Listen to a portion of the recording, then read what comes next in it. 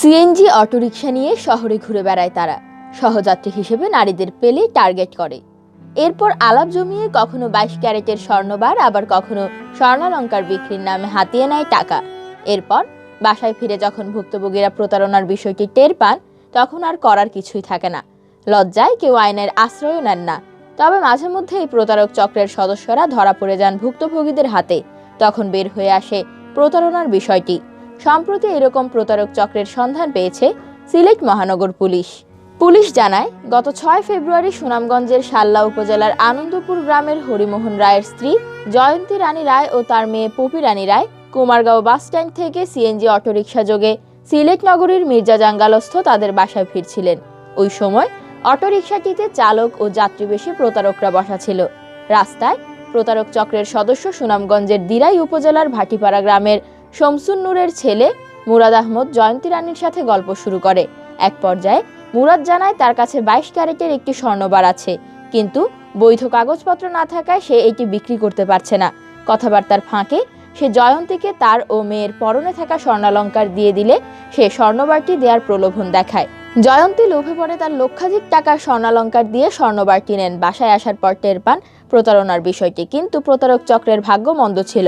গত 19 ফেব্রুয়ারি নগরীর বাগবাড়ি বর্ণমালা পয়েন্টে সিএনজি অটোরিকশায় প্রতারক মুরাদকে দেখতে পান।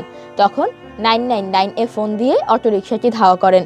তালতলায় আসার পর পুলিশ অটোরিকশাটির গতিরোধ করে মুরাদকে আটক করে। এ সময় তার আরও 3 সহযোগী পালিয়ে যায়। মুরাদের কাছ থেকে একটি নকল স্বর্ণবার উদ্ধার করে, যেটির উপর ইংরেজিতে 22K লেখা ছিল।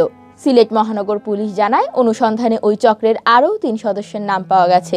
তারা হলেন সিলেট নগরের মজুমদারির আরজু মিয়ার ছেলে নয়ন, হাউজিং এস্টেটের রবিউল ওরফে লেম্বু ও সুনামগঞ্জের ধর্মপাশা উপজেলার বাদশাগঞ্জের নূর মিয়া। এদিকে প্রায় 3 মাস আগে সিলেট নগরীর পাঠানটুলা এলাকার রুবিনা বেগম নামের এক গৃহবধূর কাছে স্বর্ণের তৈরি দাবি করে একটি মূর্তি বিক্রি করে সুনামগঞ্জের জগন্নাথপুর উপজেলার চকতিলক সাহারপাড়ার বাসিন্দা ইদ্রিস মিয়া। পরে রুবিনা বেগম মূর্তিটি জুয়েলার্সে নিয়ে পরীক্ষা করালে দেখতে পান স্বর্ণের কালারের মূর্তিটি আসলে পিতলের তৈরি। এরপর রুবিনা নানাভাবে ইদ্রিসের সাথে দেখা করার চেষ্টা করলেও সে আসেনি। পরে আরেক ব্যক্তিকে ক্রেতা সাজিয়ে যোগাযোগ করান ইদ্রিসের সাথে। গত 10 জানুয়ারি পাঠানটুলার আরেকটি বাসায় নকল স্বর্ণমূর্তি নিয়ে আসে ইদ্রিস। এ সময় তাকে আটক করে গোয়েন্দা পুলিশ। এদিকে অপর একটি চক্রের সদস্যরা রিকশা চালক সেজে প্রতারণা চালিয়ে যাচ্ছে মানুষের সাথে।